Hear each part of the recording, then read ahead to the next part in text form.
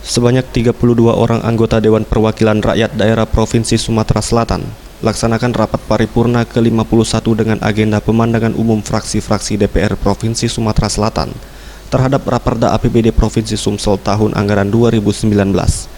Dalam rapat paripurna yang dipimpin oleh Wakil Ketua DPRD Sumsel, Khairul Esmadia, juga turut dihadiri oleh Mawardi Yahya, Wakil Gubernur Sumatera Selatan. Pada rapat paripurna ini, fraksi PDIP, Demokrat, Gerindra, PAN, PKB, Nasdem, Hanura, dan PKS secara bergantian menyampaikan pemandangan umumnya terhadap Raperda APBD Provinsi Sumsel tahun anggaran 2019.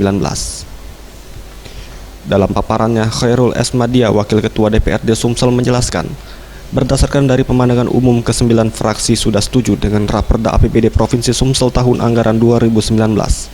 Namun, DPRD Sumsel tetap menghendaki jawaban dari pihak Pemprov Sumsel terkait pelaksanaan berbagai program dan kegiatan untuk menciptakan kesamaan pandangan dan pendapat dalam berbagai hal pada tahun anggaran 2019.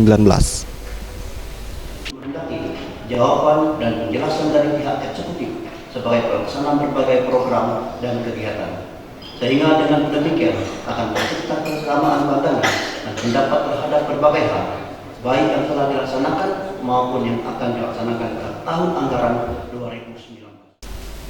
Untuk itu, sementara rapat paripurna ke-51 diskors dan akan dilanjutkan pada hari Senin 19 November 2018 dengan agenda mendengarkan jawaban Gubernur Sumsel terhadap pemandangan fraksi. Tim Liputan Sriwijaya TV.